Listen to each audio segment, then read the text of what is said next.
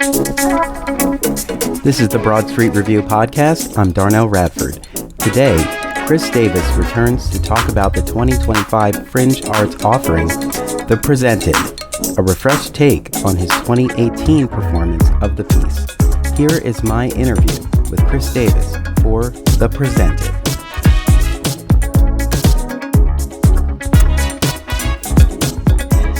And we're back. This is the Broad Street Review podcast, season 10. Cannot believe we have been here at Broad Street Review for 10 seasons. This is the second episode of our 10th season, and I am here today with Chris Davis. Chris Davis, welcome back to the podcast. Thank you, and congratulations on 10 years. That's incredible. Thank you. I know, like the longest thing I had done before these podcasts was high school.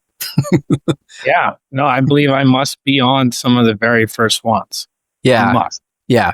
There are many times. I think there's a time that we sat in Rittenhouse Square Park.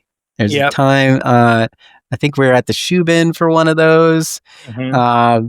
We were in Edinburgh. We had a chat in Edinburgh. Yeah. I feel like you're a unofficial co-host of Podcast Network. Oh, so we're here to talk about your Fringe offering, The Presented, which is a refreshed take on the piece. You did it in 2018, right? Yeah, I did it in 2018, and then after premiering in Philadelphia, I went on to perform it in New York, Fresno, California, Scranton, Pennsylvania, and Edinburgh. So what happened was, I developed it here in 2018, but it was very raw. And then I did take it, and it continued to develop as I went through all these festivals. So what's nice is actually Philadelphia never actually got to see where that show ended up. Mm-hmm. So it developed a lot naturally. And then this year, I've rewritten the entire beginning and the end. And then actually some scenes in between are reconfigured and rewritten a little bit. Uh-huh. So even if people saw in the past, I think they will really experience a new show. And also it's been so long, the reality is people don't remember that much anyway. So it'll be a new show anyway. So it's exciting because while it is a remount, there's a lot of stuff in it and messages in it that are new, and they're speaking to the specific times we are in now as artists, trying to create art with an administration that is antagonistic against the arts. Yeah. And I mean, the federal government is what I'm talking about when I say administration. That's what when I was thinking about that, I've thought about this in terms of theater books, like theater business. Like any book that was written before 2020 is kind of worthless today. Yep. And so the fact that you're refreshing this piece, you are a solo artist, and this is your work, so you can work on it, as much as you want to make it relevant for when you're presenting it. But it makes me think: does anybody give any thought to what they were saying before, like, monumental things happen in society? And does it prompt you to want to go back and rewrite or write anew? I guess I'm trying to understand the question exactly. That, what we said in the past and how it holds up today, similarly, like what we said, or the atmosphere in 2010 or 2012 making theater is radically different than 2025 in terms of all the things that happen, right? We have the Me Too movement, Black Lives Matter, we have COVID, we have, a horrible administration being elected twice, and now gutting the arts.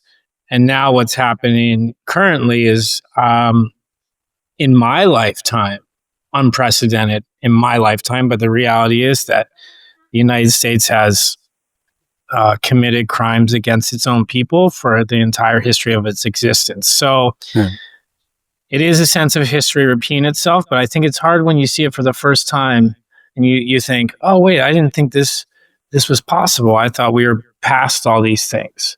And, just as we get past things, it feels like we're dragged into the past, especially with this administration that wants to go back to 1935 and wants to return to a time of, lack of civil rights for a lot of people. They have nostalgia for that time. So I guess as artists, we're always in the challenges, always addressing the world we are in today. I think as an independent artist, we have a huge advantage where we are able to pivot, immediately. I remember when COVID happened, I think 3 months later, I was doing shows on Zoom. 1 year later, theaters were doing shows on Zoom or whatever. But like in terms of reacting and addressing things as they happen, we can do it immediately. And that, that is really, it's just a great, I don't know, it's a great pleasure. It's really cool to speak at times as they're happening. So that's part of what I'm trying to do with this resurrection of this show, is to speak to this artistic environment we're entering in and prepare people for the future and what it's going to be like, and what we have to do to fight what's happening to the arts. Yeah. And that's the primary drive towards presenting the show this year. So you put in your description that the golden year of theater has ended, and I believe that in many senses, but I want to get your your viewpoint on it. So I think it's different for everyone, but I want to hear it from an artist.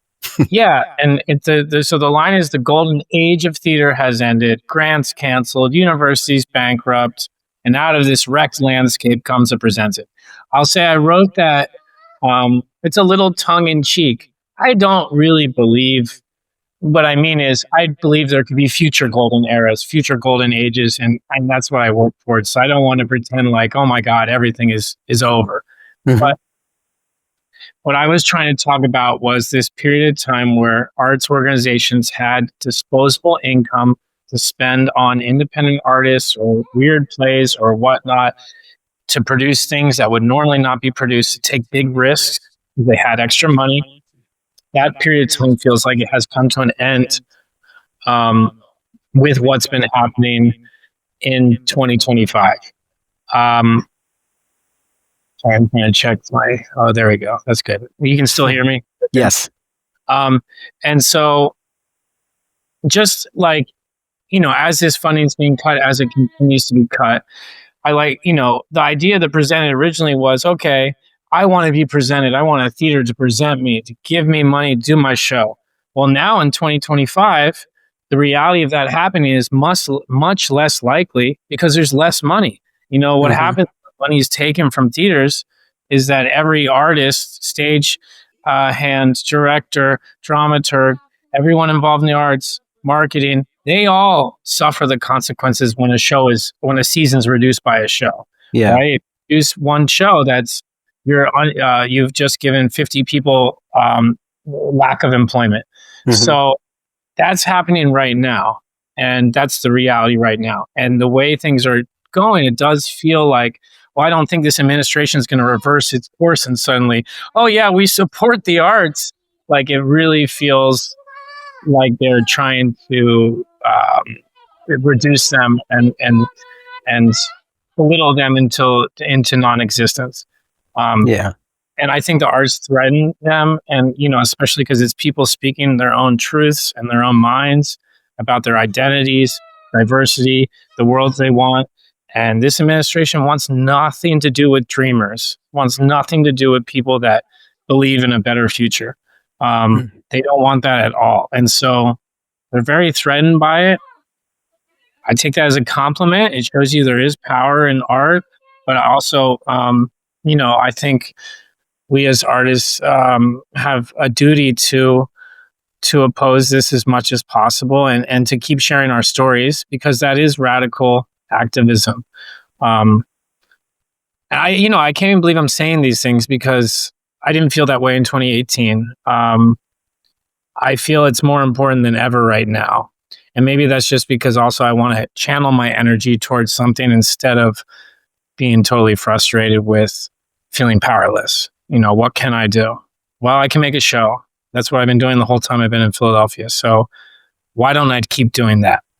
And it just, yeah, it feels important. So really, it's acknowledging the state that we're in, and what can we do? What can we do to move forward?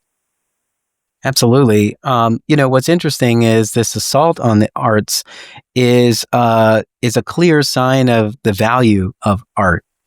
And what's so interesting, and I hope people are paying attention.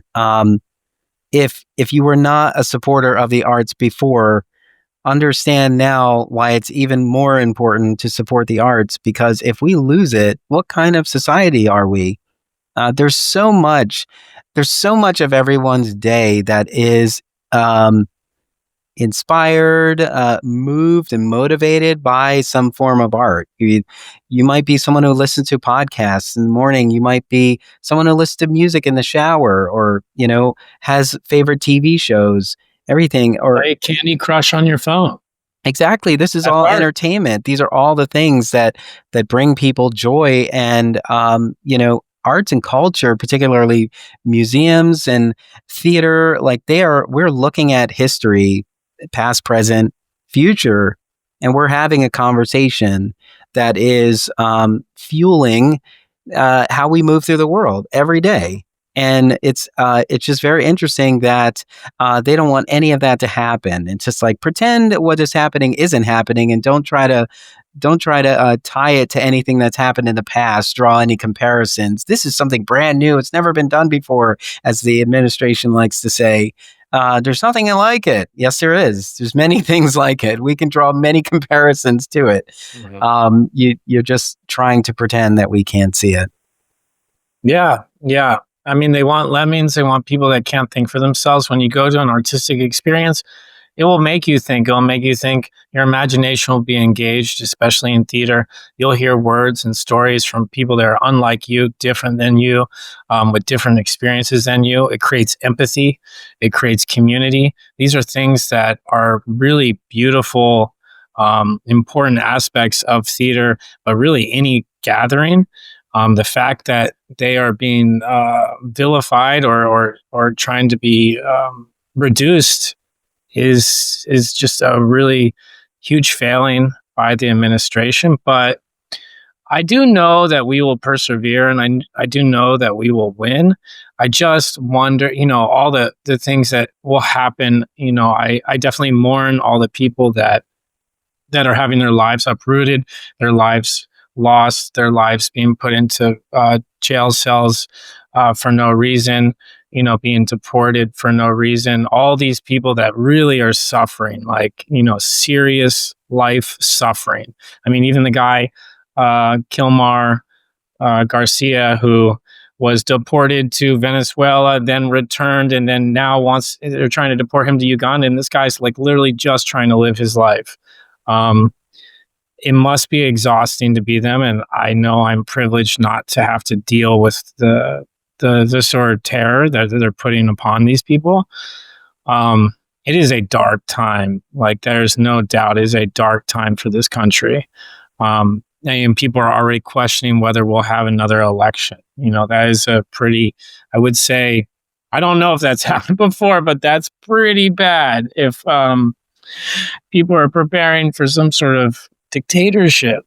But yeah, so when you start to sit down and think about it, you can kind of get caught in a whirlwind, and so you can only do it so much. Eventually you have to go about your day, go to work, do the things, see your loved ones, all these things, and live your life. And you have to go see shows, and like part of like getting through this time is engaging in these artistic experiences, going to fringe shows, going to see all the weird experimental theater. Not only gets your mind off of the state of things, but actually it can really heal you, really make you feel less alone. So I think it's a great service. And I'm super excited that this Fringe is the largest fringe in the history of the Philadelphia Fringe, over 340 shows. And last year, they had some of the highest attendance they've ever had for shows. I know there are people that say, oh, well, we'll have less audiences than more shows. To me, that's not a problem. More shows is always a good sign, in my belief. Even if it led to less audience, it just shows that people are trying to speak their truth, trying to connect with people. That is a good thing. The audience, and also the audience will come. Audiences can only come to shows if they exist. They can't go to shows that don't exist. So, this quantity thing we have this year, I think, is a really great sign. And it's weird that oppression can lead to some sort of like artistic renaissance, but it feels a little bit like that with this 2025 year. Like, out of all years, why would this be the largest? That's insane. Yeah, absolutely. It is great that the numbers are so high with Fringe Arts this season. I was, I still stay up on Edinburgh Festival Fringe. They had 3,500 productions today, this time around. Yeah. But there was also a lot of conversations about how is it even profitable for an artist to participate? And everyone's chasing the dream of being the next Fleabag, being the next Six, being the next, They already took those slots. I know everything that's come out of there. It's like, be you. Everyone else has been taken. But it is kind of interesting, but it also kind of speaks to the resilience of it all. We're not giving up. Just because things are tough doesn't mean everything is over. And so I think it's great. And I do hope all of our listeners, the reason we're having this conversation is we're trying to shine a light on just a handful of these shows, and that hope that you go to one of these shows and want to go to like 6 or 7 other ones, because the nature of the Fringe is very much that. You can see a show at 1:00. You can go see another one at 3:30. You can see one at 7 and another one at 11. And it just, I think it's a great way to start, the fall season too, just being inundated with arts and culture. How do you start September with all this art and then not feel it throughout the rest of the year? Yeah. Very valuable. So I'm going to ask you to be sort of a fortune teller or seer of some sort. Can you see what's next? If not, what do you want to see? And we're talking in regards to theater, or maybe Philadelphia. Into the world, progress, arts, your arts path, everything. Oh, if I could see what's next, I always have guesses, right? But I wish I'd never have certainty, but I do. I will say this: I think younger people in their 20s and 30s, in my experience has been, I'm 43 now. I was once one of those artists in my 20s. I think the younger people now, really value the live experience much more than when I was around that age. I think with the domination of the cell phone and technology and all the blah, blah, blah, we've already heard about this, social media, that there's just a natural backlash to just being in a room with other people, not looking at the phone, and engaging with people in a room, whether it's a dance class or it's a show. These are the young people I know that really love this and seem to seek it out. Of course, I'm in the liberal bubble of Philadelphia, so I can't speak to how the rest of this country is living. I don't even own a car. Most of this country, everyone has a car, and I bike everywhere. So it's like, I don't live in the same way that the rest of this country lives, which makes my predictions maybe moots. But I think the live experience is something that people want. And it's always been that way. But I think with the saturation again of the internet, that people are like withdrawing and turning off their cell phones and turning off their technology and wanting something to, when you go to see a piece of theater, you sit, you listen, whether it's good or not. you're hearing words, you're educating yourself, you're like learning new things. Like, it's to me, it's always a positive experience.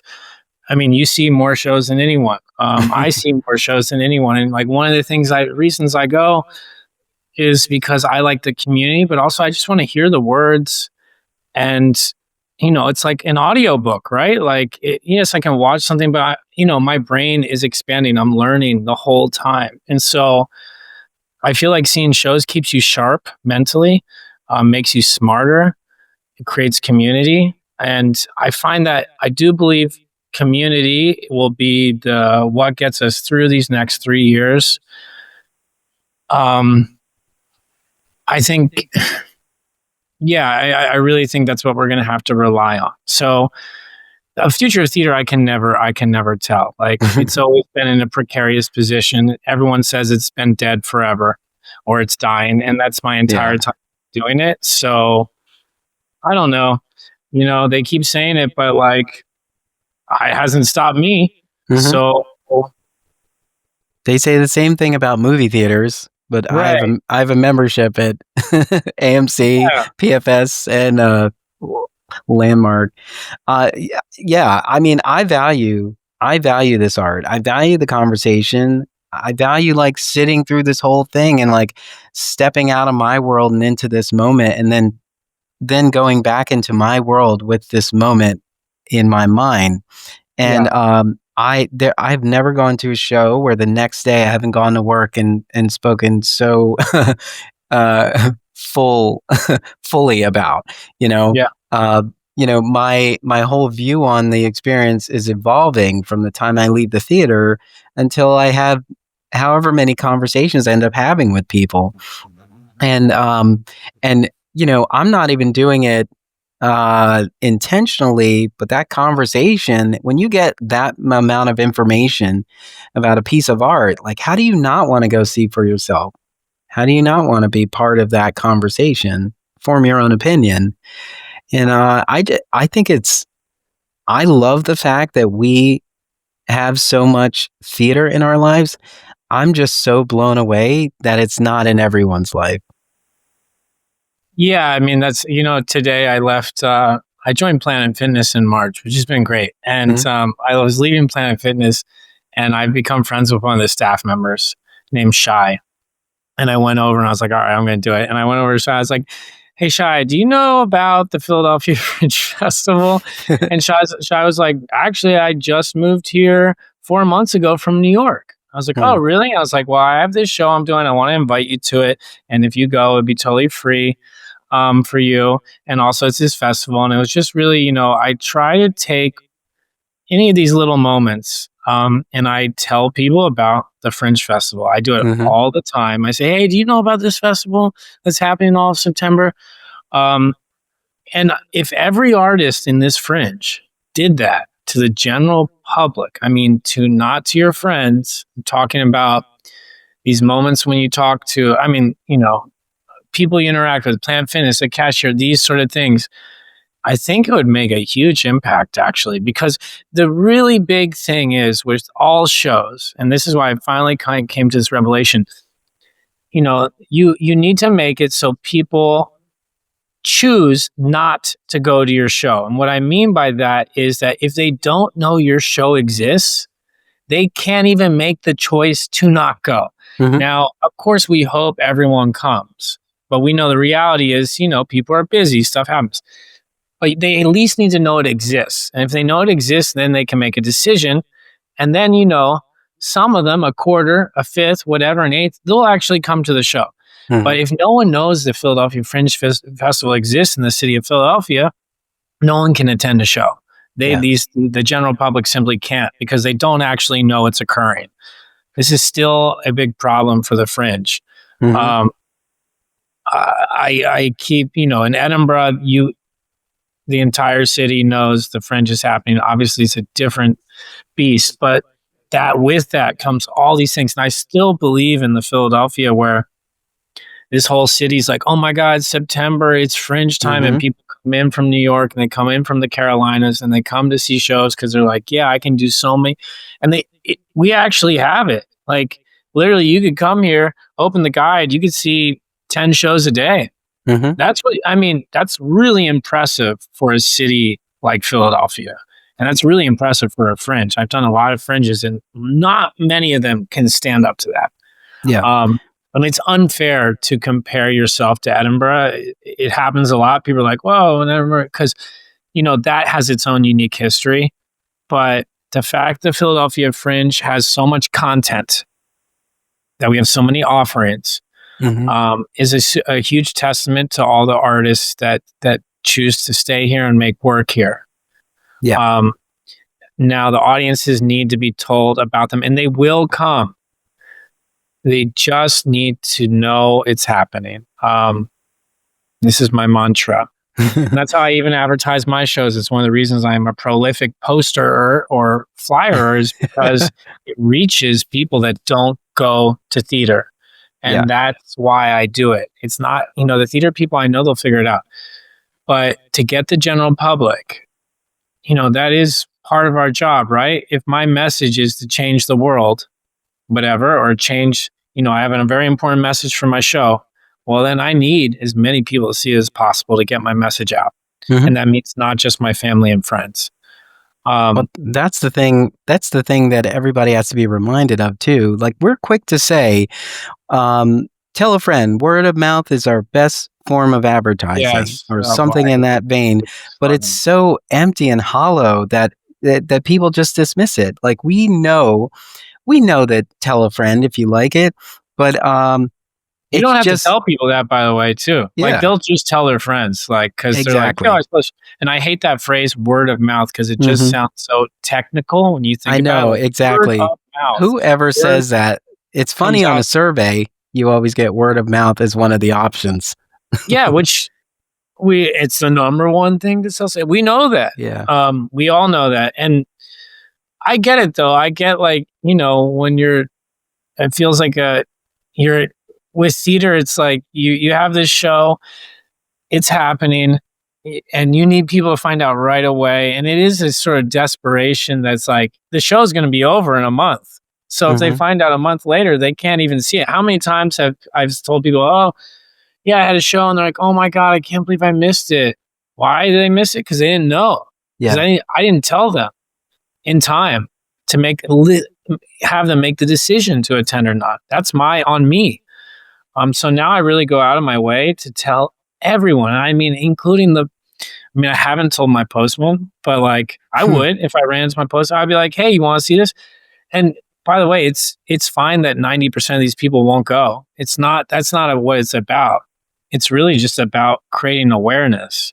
Yeah. Is for the future. When you're telling people about the Fringe Festival, it's not necessarily this year, because people, they're nervous. They're like, I don't know, it might be weird.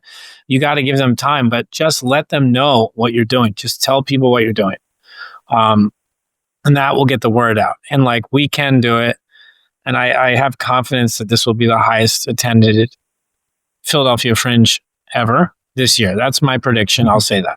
That's a great prediction. I think people also like knowing bits of information, because they'll have a conversation and they'll say, oh yeah, I heard that show, The Presented. It's The Presented, right? Yeah, it's Studio 34. Yeah, I haven't checked yet, but it sounds interesting. Like there's a whole thing that people say when they just want to engage in a conversation. Yeah, and so they actually talk about that description you write on the back of your card. It's quite, because I do the same thing. I'm like, oh, there's interesting. There's a bear in it, and a violent fringe producer, and a 19th century defamed actress. This is my show. I'm like, that's a lot. But like, yeah, you're trying to create, it's all about starting that conversation. And when it works, it works. I'll say that. Like, plenty of shows will sell out this Fringe, and whatever they're doing, we should all copy. Yeah. I hope my show's one of them. I don't know if it will be. I'll say this. So my show, The Presented, is at Studio 34, which is a hub of the festival. There are now like 5 or 6 hubs. There's Pig Iron has a hub called Dumb Hub. There's Cannonball. There's Fringe Arts, Studio 34. And I can't pronounce it, Sawana Project on East Passyunk. So these hubs meaning there's multiple shows in one venue, so you could see more than one show probably when you come to my venue. But my venue, I'll say this, it's huge in a good way. It's like I can fit 100 people. It's a big yoga studio. And so I don't anticipate on selling out because I'm like, oh, I'm plenty of tickets. And I'll be honest, if I did sell out, I would still let people in because I know we can get people in there. And I will say every time I've seen one of your shows in the Fringe, there's always an attempt to squeeze about 5 or 6 extra people in. Yes, and that's my policy. I've never turned good. anyone away from a show in my life, on my shows. Yeah, but I love that. People resonate with your work, and you're just consistent. And I think that that's valuable too. Like everybody, I mean, you could do a show of hands at the beginning of your show and say, how many of you have seen Drunk Lion? Yeah. And then just go back through your catalog, and there's definitely people who have been connected to it. And I think that that's something that's good. There's also a lot of companies that produce or individuals that produce in the Fringe that that they're going to be in the Fringe. Because this is where they spend all their year preparing for the Fringe, and they put something in there.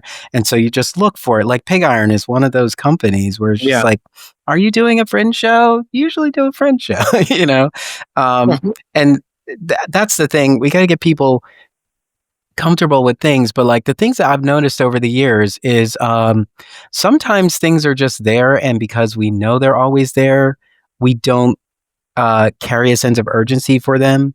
And then once we find out something is going away, then everybody wants to show up. This particularly happens on Broadway when a show closes earlier than expected. They're like, what? I don't have time. It's like, we've been out here for like 2 months trying to get you to come here. Always the case. That's why I put Darnelle in this run. I think I picked my times. I start September 6th and I end the 28th. And then the final weekend of Fringe, I have 3 shows, Friday, Saturday, Sunday. But for the most part, I only do weekends. So it's sort of a slow burn through the festival. But I did that intentionally at the end because I know so many people, I can still see it. There's 3 shows left. So I'm trying to catch all that. It also gives time to generate buzz, Yeah, and you get the first 2 shows to hopefully generate buzz or word of mouth, right? And that leads to hopefully the other shows, the next 2, like selling out or something, or feeling really full. And that means those final 3 will be really packed. And like last year, I only did Saturdays, and I think I did only 4. And then I did an encore show, but every show was sold out. Now, when I say sold out, I only had like 60 seats. So it was easier to sell out. But this year, I'm doing 7 shows. And really trying to catch people at the end. Well, you heard it here, listeners. We are trying to sell out the presented. So tell all your friends and buy tickets. As a tickets in plural, because theater is more fun with a +1. Or and my shows pay what you can. So you can pay $0, you can pay $20, whatever, $50. And I did that intentionally because I just want as many people to come as possible. I don't, the money is not why I'm doing this show. Actually, be there and be a part of the conversation. It's Chris Davis. The production is The Presented. It is on stage at Studio 34, which is a Fringe hub. You can find all this information by going to phillyfringe.org or fringearts.org.com. That sounds right. Yeah, and we have the link in the show notes. Of course, it is on stage sporadic days, September 6th through the 28th. Primarily weekends. You can definitely do this. It's $20 or pay what you decide. So there's really no barrier. All you have to do is find a block of time and bring a friend. Chris Davis, it is always a pleasure to chat with you. It is just not the Fringe without one of your offerings. And I'm probably going to have to reach out to you to get another Drunk Lion shirt because I have grown over the years. Oh, good. Well, there's only 45-year-old body won't fit that shirt anymore. 45. Wow, happy birthday. I'm 43. Yeah, absolutely. We're getting up there in the ages, but still out here, youthful, getting around and doing things. Absolutely. Chris Davis, always a pleasure. The Presented Fringe Arts, everybody. Get your tickets. Thank you, Darnelle.